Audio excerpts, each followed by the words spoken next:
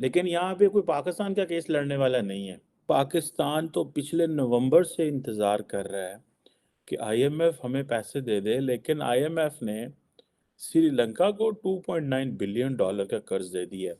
IMF से कर्जे के उसूल के मामले पर एक बार फिर इबाहम के बादल छा गए हैं। अब ये पाकिस्तान के लिए बड़ी एम्बैरेसमेंट है कि पाकिस्तान एक न्यूक्लियर आर्म्ड कंट्री, बड़े जनाब हम माचे खान बनते हैं, ये है वो है, हमारे उधर ताल्लुकात हैं, हमारे इधर ताल्लुकात हैं। लेकिन इंतशार फैल रहा नहीं है, इंतशार फैल चुका है।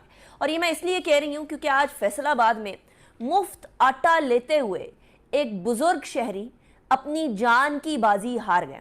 आईएमएफ ने अभी तक फंड नहीं दिया है और ऐसा लग भी नहीं रहा कि उनका कोई फंड देने का इरादा है। इकोनॉमिक क्राइसिस बहुत गहरा है। कोई कहते हैं हम वर्चुअल डिफ़ॉल्ट में हैं, कोई कहते हैं डिफ़ॉल्ट के दहाने पे है। एड़ियाँ रगड़ रहे आईएमएफ के सामने 1 बिलियन के लिए, 1.5 बिलियन के लिए।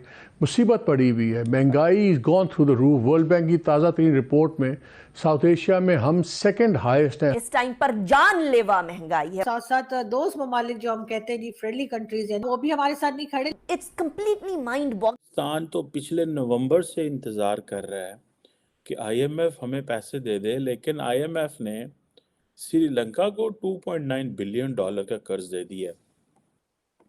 और सुनने में आ रहा है कि इससे जो है वो फाइनेंशियल स्टेबिलिटी की बुनियाद जो है एक फाउंडेशन रखी जाएगी और श्रीलंका के अंदर। अब ये पाकिस्तान के लिए बड़ी एम्बैरेसमेंट है कि पाकिस्तान एक न्यूक्लियर आर्म्ड कंट्री, बड़े जनाब हम माचे खान बनते हैं, ये है वो है, हमारे उधर ताल्लुकात हैं, हमारे इधर ताल्लुकात हैं, ठीक है जनाब। और सरकार लेटी पड़ी है इस्लामाबाद में, कोई मुल्क बात नहीं सुनता, कोई बैंक पैसे नहीं दे रहे, कर्जे पे कर्जे लिए जा रहे हैं। अब देखिए पाकिस्तान जो है ये बेल आउट, आप देखें ये $6.5 बिलियन का लोन है, ये हमें चाहिए टू अवॉइड डिफ़ॉल्ट, ये इम्पोर्टेंट चीज़ है। अब पाकिस्तान जो है वो उसको कहा जा रहा है कि आप एश्योरेंसेस दें हमें कि किस किस मुल्क ने आपके साथ वादा किया हुआ, उन मुल्कों को लिखवा के लाएं उनसे।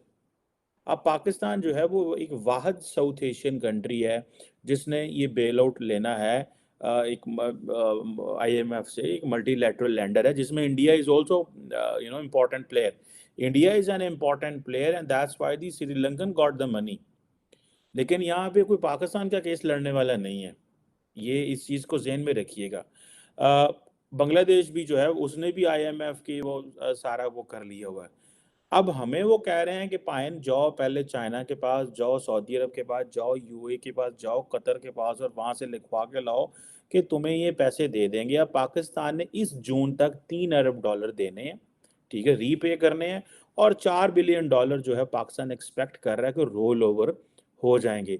इस दौरान पाकिस्तान ने ये तमाशा लगा के भी देख लिया जी, वो हमें तो न्यूक्लियर वो जो है ना जी की वजह से सारा तमाशा कर रहे हैं, ठीक है जी, कि जी हमारे पास क्योंकि न्यूक्लियर वेपन है और ये है वो है, तो हमें तो इसलिए वो नहीं कर रहे, और हमें कह रहे हैं कि आप जो है लॉन्ग रेंज न्यूक्लियर वेपन जो है वो उसको जो है वो कहा जा रहा है कि वो ख़त्म करें या उसके ऊपर कंप्रोमाइज़ करें, या इस तरह की चीज़ें जो है वो कही जा रही हैं। और अब ये चीज़ें जो हैं, ज़ाहिर बात है पाकिस्तान अब शर्मिंदा हो रहा है, हर रोज़ शर्मिंदा हो रहा है। मार्केट्स हैं तो वो परेशान है, इंटरनेशनल लेंडर हैं तो वो भाग रहे हैं। पाकिस्तान ने अपने टैक्सेस बढ़ाने हैं, एनर्जी की कीमतें बढ़ानी हैं, अपनी करेंसी जो है उसको स्टेबलाइज़ करना है।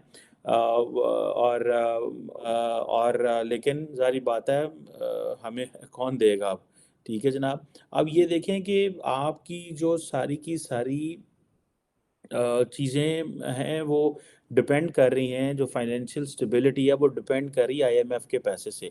और मज़े की बात है पाकिस्तान कई दफ़ा पेट्रोल की कीमतें बढ़ा चुका है, कभी सब्सिडी देता है, कभी बढ़ा लेता है, कभी कुछ करता है, लेकिन कोई बात जो है वो समझने में नहीं आ रही, और मुल्क जो है वो हम मल्टीपल डेडलाइंस क्रॉस कर चुके हैं, ठीक है जी। और हम हर हर वक्त जाते हैं आईएमएफ को कहते हैं, आईएमएफ की टीम आई थी पाकिस्तान, उसको गए हुए भी कुछ 6-7 हफ्ते हो गए हैं, उसको भी हमने एतमाद में लेना था, लेकिन